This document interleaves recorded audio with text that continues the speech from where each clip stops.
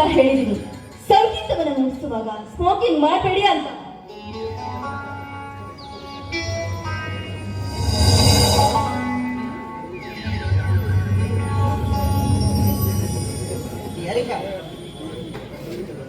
ಸಂಗೀತದ ನಶೆಯಲ್ಲಿ ಇರಬೇಕಾದಾಗ ಈ ಸಿಗರೆಟ್ ನಶೆ ಎಲ್ಲ ನಮ್ಗೆ ಮಾಮೂಲು ಕಾಣೆ.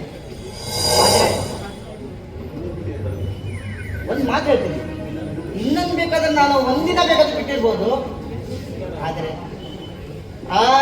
ಈ ಸಿಗರೆಟ್ ಮಾತ್ರ ನನ್ನಿಂದ ಬಿಟ್ಟಿಲ್ಲ. ಅಭಿ, ಓವರ್ ಆಕ್ಟಿಂಗ್ ಮಾಡಬೇಡಿ. ನೋಡಿ, ಆ ಸಂಗೀತವನ್ನ ಅಷ್ಟೊಂದು ಪ್ರೀತಿ ಮಾಡ್ತೀರಲ್ಲ, ಅದ್ರ ಬದಲು ಯಾವುದಾದ್ರೂ ಒಂದು ಶಿಲೆಯನ್ನ ಪ್ರೀತಿ ಮಾಡಿದ್ರೆ ಆ ಶಿಲೆಗೆ ಜೀವನಾದ್ರೂ ಬರುತ್ತೆ. ನಿನ್ನ ಪ್ರೀತಿಯಲ್ಲಿ ಅಷ್ಟೇನೆ ಸಿಗ್ತದ? ನಾನೇನು ಕಡಿಮೆ ಇಲ್ಲ ಕಣೆ. ಈ ಸಂಗೀತಗಾರ ಒಂದು ಸಲ ಶಿಲೆ ಮುಂದೆ ನಿಂತು ಒಂದು ಸಿಂಗಕ್ಕೆ ನೋಡಿದ್ರೆ ಸಾಕು, ಆ ಶಿಲೆ ಕೂಡ ಎದ್ದು ನರ್ತಿಸಬಹುದು. ಹಾಗಾದ್ರೆ ಯಾವ್ದಾದ್ರೂ ಸಮಾಧಿ ಮುಂದೆ ಹೋಗಿ ಹಾಡು ಹೇಳಿ, ಆ ಹೆಣ ಎತ್ತು ಬಂದು ಕುಣಿಯತ್ತು ನಾನು ನೋಡ್ತೀನಿ. ಸಂಗೀತ ತಾಕತ್ತು ನಿನ್ನಂತ ಭೂಮಿಗೆ ಏನು ಅರ್ಥ ಆಗ್ಬೇಕಣೆ. ಈ ಸಂಗೀತಗಾರನ ಸಂಗೀತ ನಿಂತು ಹೋದರೆ ಈ ಸಂಗೀತಗಾರನ ಉಸಿರು ನಿಂತು ಹೋಗ್ಬೋದು, ಉಸಿರು ನಿಂತು ಹೋಗ್ಬೋದು.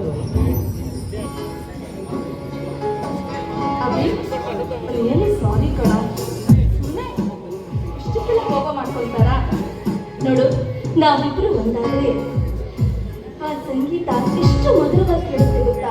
ನೀ ನನಗೆ ಸಿಕ್ಕಿದ್ದು ಸಮುದ್ರದ ಆಳದಲ್ಲಿರುವ ರತ್ನ ಸಿಕ್ಕಂತೆ. ನಿಜ ಕಡೆ, ಆದರೆ ಸುನಾಮಿ ಬರೋದು ಸಮುದ್ರದಲ್ಲಿ ಮಾತ್ರ ಕಡೆ. ಒಂದಲ್ಲ ಹಿಂದಲ್ಲ ನಾಳೆ ನನ್ನ ನಿನ್ನ ಮಧ್ಯೆಯಲ್ಲಿ ಸುನಾಮಿ ಬಂದು ನೀನೇನಾದರೂ ನನ್ನಿಂದ ದೂರ ಹೋದ್ರೆ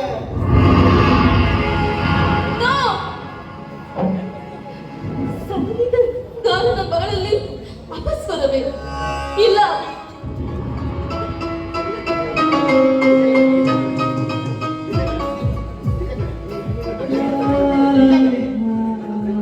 ನನ್ನ ಪ್ರೇಮದಲ್ಲಿ ನೀನು ಮರಳಾಗಿ ನನಗೆ ನಿನ್ನ ಪ್ರೀತಿಯ ಹುಚ್ಚಿಡಿಸಿ ಬಿಟ್ಟಿದೆ ಕಣೆ. ನೀನು ಪ್ರೀತಿಯ ಹುಚ್ಚಿಡಿಸಿ ಹೌದು ಅಭಿ, ಈ ಹರಿಯದ ಹಕ್ಕಿ ರೆಕ್ಕೆ ಬಿಚ್ಚಿ ಹಾರಾಡುವಾಗ ನಿಮ್ಮ ಪಂಜರದಲ್ಲಿ ನನ್ನ ಬಂಧಿಸಿಕೊಳ್ಳಿ. ಎಂದಿಗೂ ಆ ಬಾಗಿಲನ್ನ ತೆರೆಯಬೇಕು. ಪಂಜರದಲ್ಲಿ ಈ ಪ್ರೀತಿ ಹಕ್ಕಿ ಬಿಟ್ಬಿಡೋ ಪಾಗಲ್ ನಾನಲ್ಲ ಕಣೆ, ನಾನಲ್ಲ.